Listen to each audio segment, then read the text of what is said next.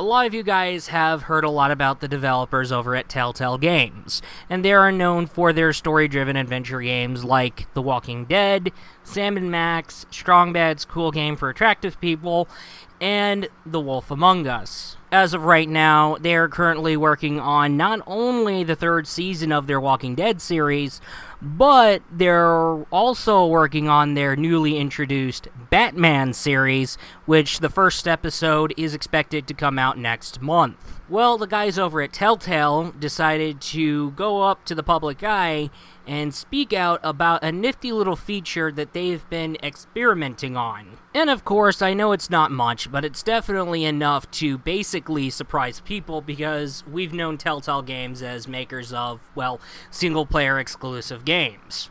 Well, starting with the Batman series, they're going to be pretty much equipping their games with a unique multiplayer mode. Yes, it's still going to retain their traditional point-and-click adventure formula with story-driven choices, but however, you, along with many other players online, how many players, you ask? Well, up to 2,000 players can vote on which choice is going to be officially made in the story. That's right. You have the option on going through the story yourself, making your own choices, or you can connect up to 2,000 players and vote on which choice is going to be made official throughout the story. The multiplayer mode is going to be titled Crowd Play, and it's going to be available starting with Batman the Telltale series, which is going to launch next month.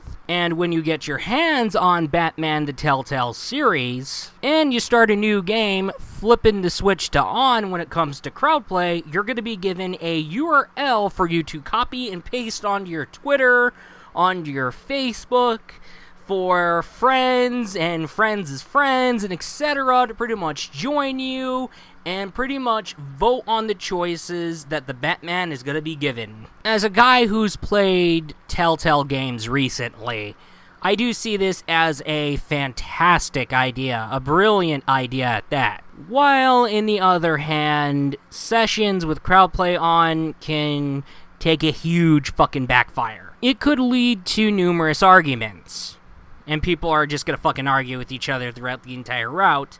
But, however, where crowdplay will boost sales, because the one guy who picked option A is going to be like, fuck this shit, because more and more people are picking option B rather than option A, and of course, that guy who picked option A is going to buy his own copy and pretty much go through option A to see what happens when option A is picked. Seems like a particularly fucking odd way, which it really does seem like an odd way.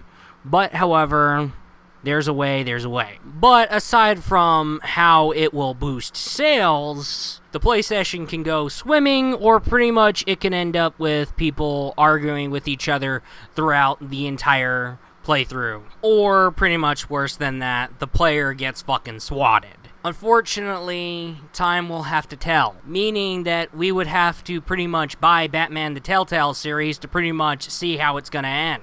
They said, yes, it's going to be titled Crowdplay, and yes, it's going to be starting with Batman, and yes, there's going to be up to 2,000 players that are going to join you, and we're already told how Crowdplay works, but we weren't told about the text and voice chat being enabled or disabled. But, however, like I said again, it's a very great idea.